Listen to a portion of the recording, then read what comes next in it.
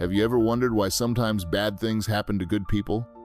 Today, we are going to explore this mystery through the story of Job, a man who experienced faith, despair, and the eternal search for justice. But wait, what if I told you that this ancient story holds surprising answers for our modern lives? Get ready to question everything you thought about challenges, faith, and divine justice. In the story of Job, we find a wealthy man named Job who lived in a place called Uz. He had a large family and many herds.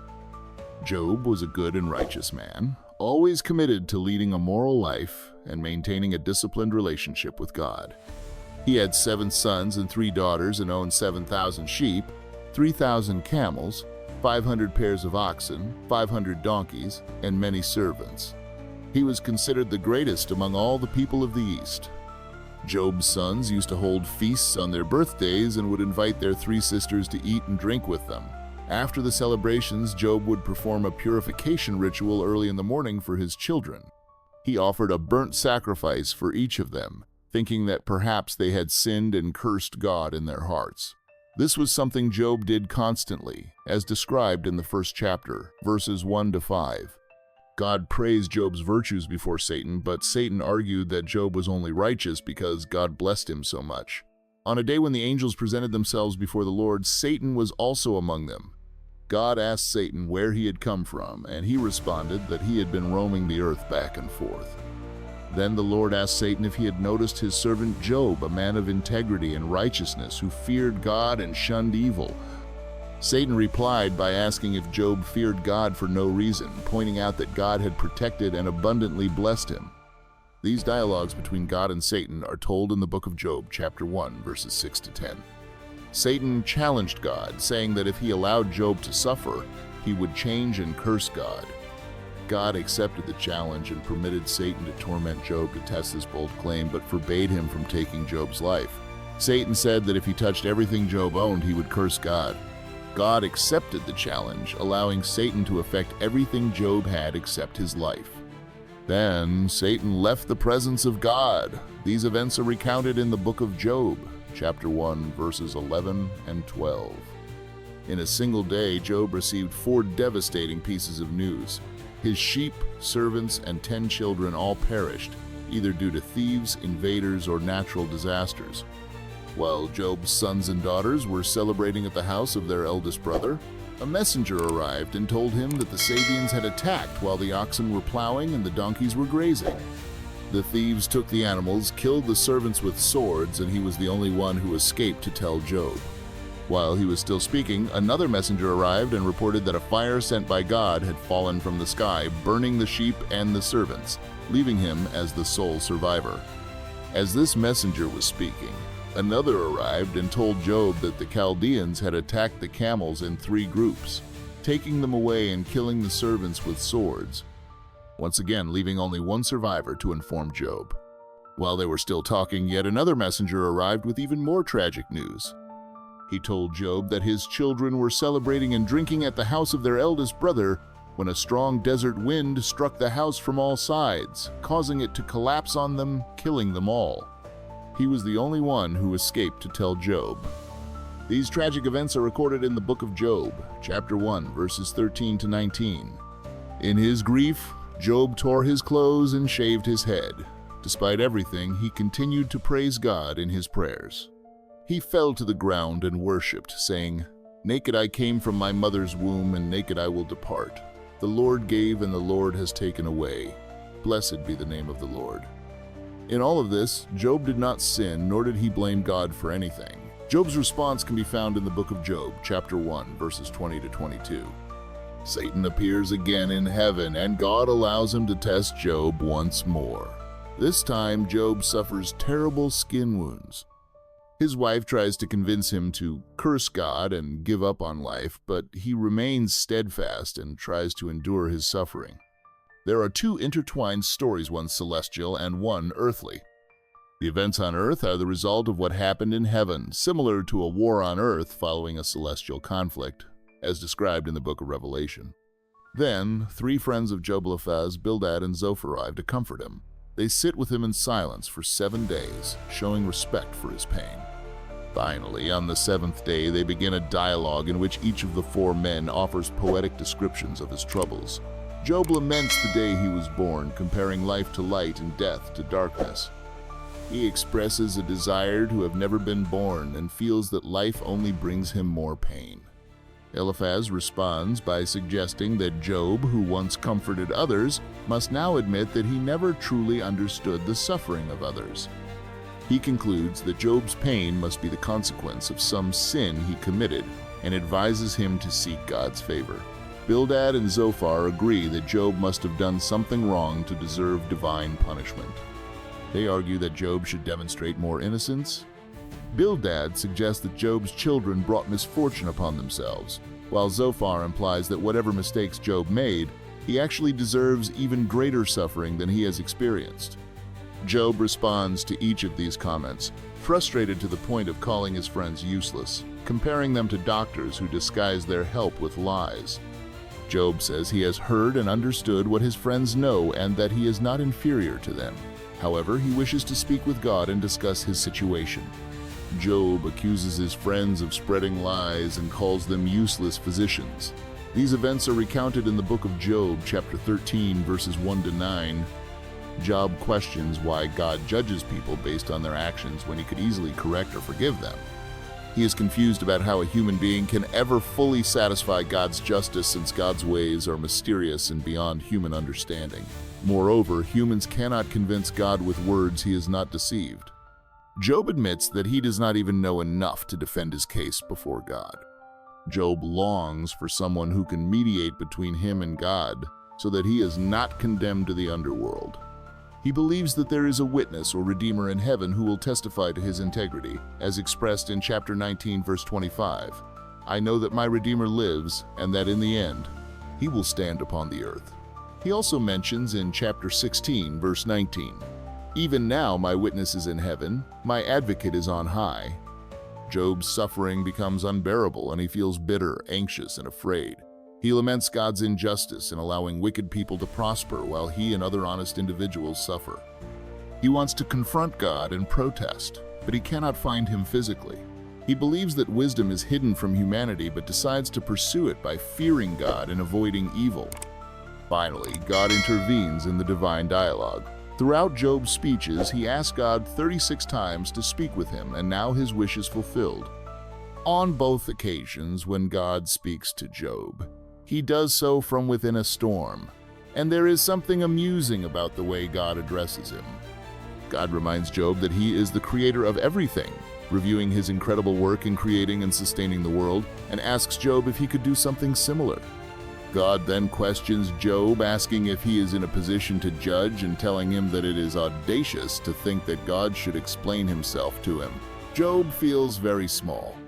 Finally, Job responds by saying that he is unworthy and cannot answer. He acknowledges that he spoke once but has no response, and spoke twice but will say nothing more.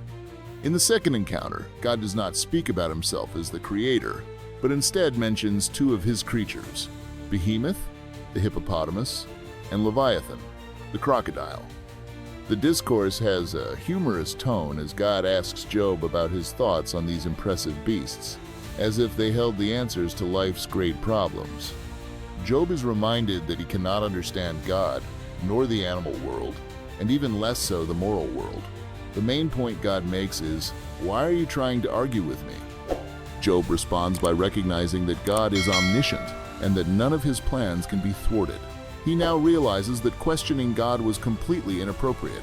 He despises himself and repents in dust and ashes. Although the encounter with God humbles Job, it addresses the core of his problem by reconnecting him with God. This dialogue offers a magnificent and unexpected climax to the book. In the epilogue, the text shifts from poetry to prose. When Job understands that he should not blame God for what happened to him, God restores Job's family 7 sons and 3 daughters, along with his property, camels, and flocks of sheep, making him richer and happier than before. As a servant of God, Job is rehabilitated. On the other hand, Job's 3 friends are strongly reprimanded by God, who tells them that they did not speak correctly about Job, indicating that their speeches should not be considered absolute truths.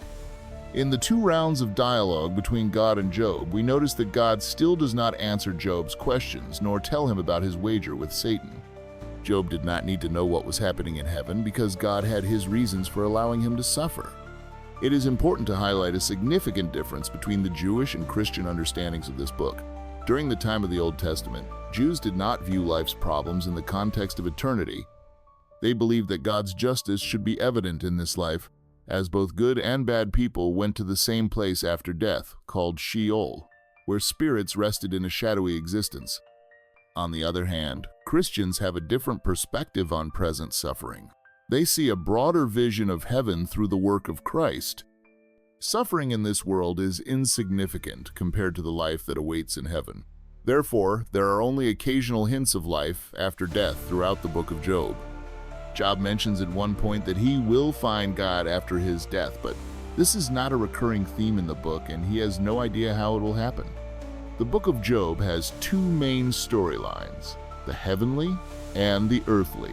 It begins with the heavenly storyline, the gathering of God in heaven with Satan. More than an angel, Satan's function was to report on sins.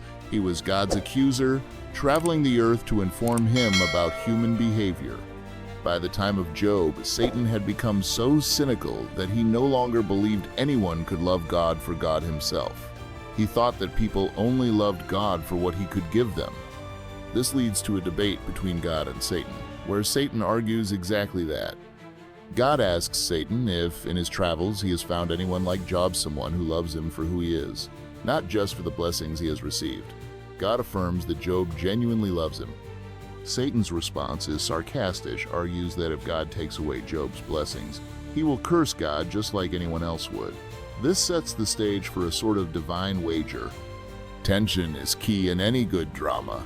Job is unaware of this divine bet, but the reader is. The test would be meaningless if Job knew about it. This encounter teaches us valuable lessons about Satan. First, it suggests that he cannot be in 2 places at once and does not possess God's omnipresence. The human plot, the debate between Job and his friends, takes up most of the book. The reason is that Job is suffering more than other people, and that is the main theme. There are 2 opposing viewpoints. First, Job's friends are convinced that his suffering is due to his sin. Second, Job is certain that he has not sinned and protests his innocence. This exchange is full of suspense because the reader knows that Job is right. The book's dual plot structure reminds us that no one ever sees the full picture when it comes to understanding why people suffer.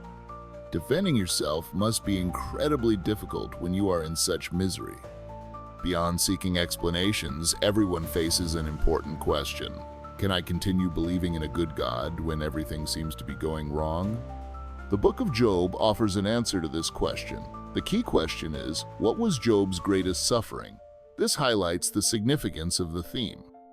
Physically, his affliction was unbearable. He was covered in wounds from head to toe, exhausted and in constant pain.